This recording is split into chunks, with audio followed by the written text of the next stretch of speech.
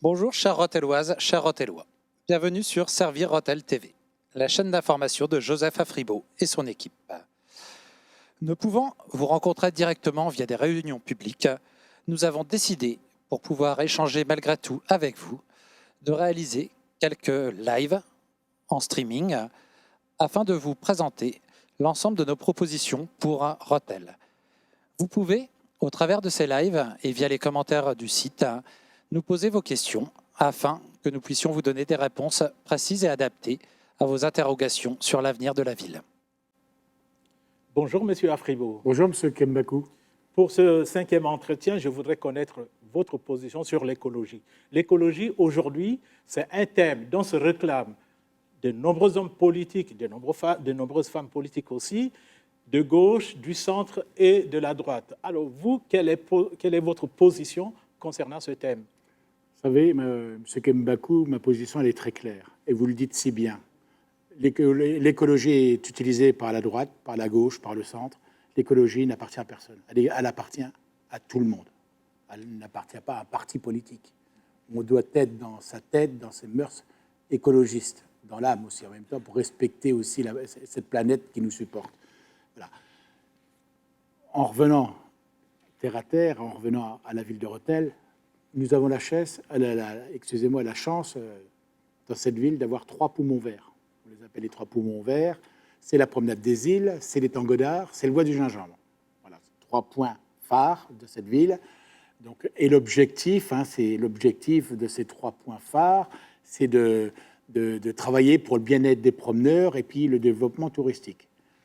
Force est de constater, la promenade des îles, beaucoup de travaux ont été effectués dans un premier temps, dans sa première tranche, reste à faire dans la seconde.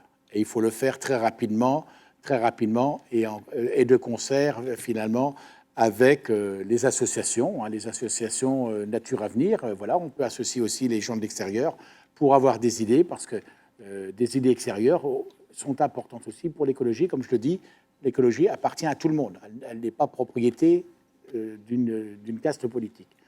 Vous avez l'étang Godard. L'étang Godard aussi, pareil, c'est un site merveilleux, magnifique, qui est aujourd'hui squatté par des gens. Ça, il faut que ça cesse. Il faut que ce secteur soit rendu finalement aux promeneurs, rendu au développement touristique et il soit respecté. Donc, on a du travail à faire là-dessus aussi. Ça, il ne sera pas oublié. Et aussi, on a le bois du gingembre. Un grand nettoyage dans ce bois s'impose. Force est de constater aussi que celui-ci a été oublié depuis plusieurs années.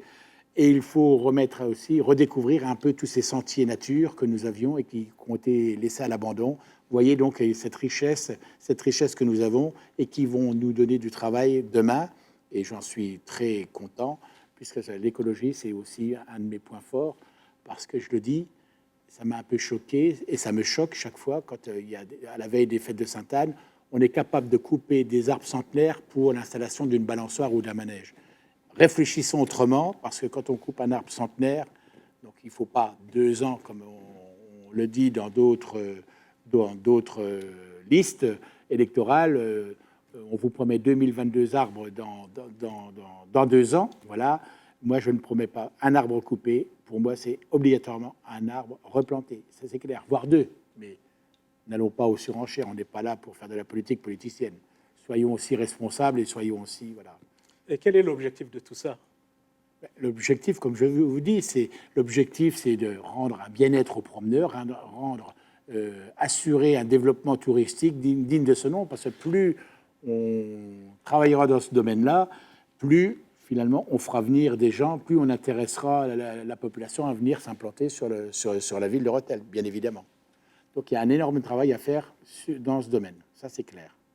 Mais il y a par exemple les propriétaires d'animaux, quelquefois, ils ne respectent pas les consignes. Alors les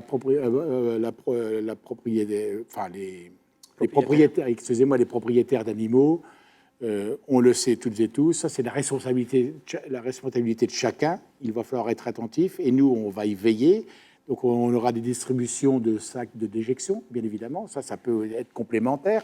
Mais il n'y a pas que la collectivité, il n'y a pas que la commune qui est concernée. Il y a aussi les propriétaires, la population. Donc, ça sera un travail de concert, un travail qui devra être respecté par toutes et tous. Et puis, voilà. Et puis je vous dirais, on a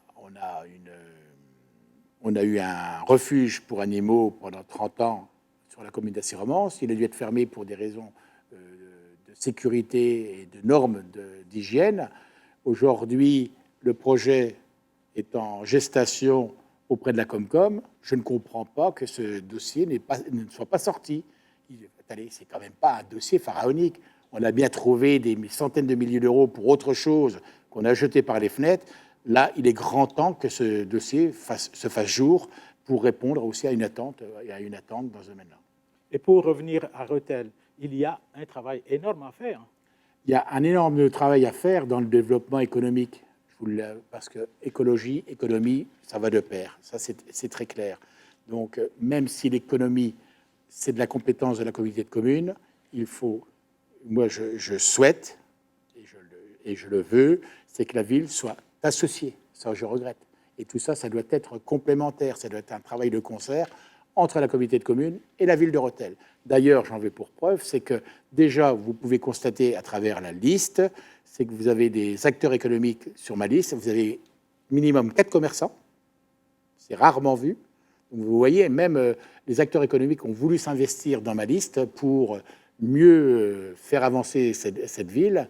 Et puis, je veux, c'est pas que je souhaite, je veux aussi mettre en place un adjoint délégué au développement économique, cet adjoint aura un énorme travail à faire. Donc, il aura à recenser tous les terrains, les fonds de commerce de libre, à rencontrer les propriétaires. Enfin, c'est un dossier assez vaste. Le but dans tout cela, c'est d'avoir un interlocuteur privilégié entre la ville, la communauté de communes, le département, la région. Voilà, on va vous dire la compétence développement économique, c'est du sort de la communauté de communes et de la région. Je regrette, le département a fortement financé du développement économique jusqu'à maintenant. Les communes doivent être associées aussi. Donc tout ça, c'est un package et on doit tous travailler dans le même sens. Donc voilà, cet adjoint au développement économique qui n'existe pas aujourd'hui aura du travail sur la planche. Et il ne va pas s'amuser dans sa responsabilité, bien au contraire. Parce qu'il nous faut derrière tout cela de la réactivité pour répondre à des attentes ou à des interrogations. Les Rethellois et les Rethelloises ont besoin de manger. Et pour manger, ils ont besoin de travailler. Quelle sera votre politique d'emploi sur Rethel? Les politiques d'emploi, je vous le disais déjà, un adjoint au développement économique avec, voilà, qui cet adjoint sera en étroite communication, relation avec la communauté de communes qui a cette compétence, je le rappelle quand même, mais ça n'empêche pas que les collectivités seules peuvent aussi participer au développement économique. D'ailleurs, moi, je l'ai fait avec la création de la clinique Ekin sur Assy-Romans, donc on a créé 10 nouveaux emplois. Ce ne sont pas, parce qu'on vous parle de la création, pas de la création, de l'implantation de diverses entreprises, comme par hasard, ça arrive à la veille des élections, mais ce sont des emplois délocalisés. Moi, je vous parle de la création de véritables emplois, de véritables nouveaux emplois. Vous prenez la clinique Ekin, ce sont 10 emplois qui n'existaient pas nulle part, qui n'existent pas. On a réussi à le faire. C'est un outil, un équipement qui n'existe pas dans le nord-est de la France. On a réussi à le capter sur le Rothellois. C'est tant mieux pour le Rothellois. Je ne dis pas que c'est tant mieux pour Assy-Romans, c'est tant mieux pour le Rothellois. C'est bénéfique pour tout le monde. Et dans ce domaine-là, on doit être aussi à l'écoute aussi avec nos collègues maires qui peuvent nous donner des informations, être aussi en communication avec le département, la région, la communauté de communes pour ce développement économique. Voilà. Mais il y a une structure que je ne vous ai pas entendu citer, la mission locale. Vous avez fortement raison dans ce domaine-là. Je ne les oublie pas, puisque je travaille chaque mois avec la mission locale, parce que j'ai l'honneur de présider le Fonds d'aide aux jeunes en difficulté ou le Fonds social au logement. Donc la mission locale est associée. N'oublions pas aussi Pôle emploi. Ces deux institutions devront être associées dans nos démarches pour la mise en place de stages, de formation pour cette jeunesse, parce que la mission locale, ça concerne la jeunesse de 16 à 25 ans. Donc on doit l'associer dans notre fonctionnement pour le bien de la jeunesse et son développement et sa découverte de demain. Il y a un interlocuteur pour les commerçants, comme vous l'avez dit. Est-ce qu'il y aura un interlocuteur pour la jeunesse? Alors, ça c'est pareil, ça a été un travail de fond qui a été préparé par l'équipe Servir Hôtel, que j'ai l'honneur de représenter encore aujourd'hui, bien sûr. Donc il y aura la mise en place d'un conseil des jeunes. Ça, c'est clair, on ne revient pas dessus. Donc, il sera comme ça, ce conseil des jeunes. Donc, comme ça, la municipalité pourra être réellement à l'écoute de cette tranche d'âge. Ça, c'est clair. Il y aura aussi un délégué à la jeunesse qui sera nommé aussi, l'interlocuteur privilégié. Voilà. Et on mettra aussi en place des maisons de quartier, puisque voilà, c'est ce qui manque dans cette ville.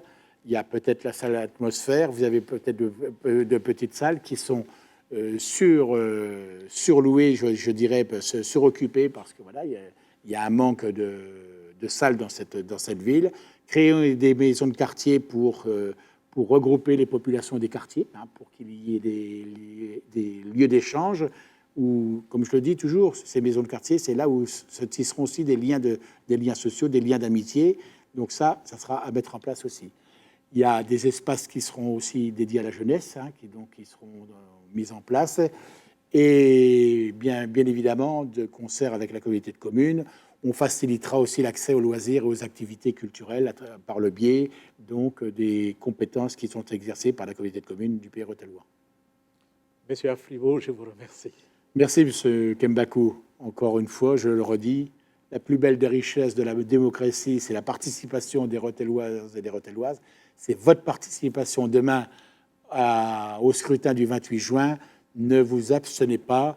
Tout sera fait pour vous garantir de la sécurité sanitaire. On sera présent pour vous guider et on compte sur vous. La richesse de la démocratie, c'est votre participation aux élections. Et je vous remercie et je vous dis à très vite et au plus tard le 28 juin. Merci à vous toutes et tous. Merci. Merci d'avoir assisté à notre live. N'hésitez pas à nous poser vos questions via les commentaires Facebook.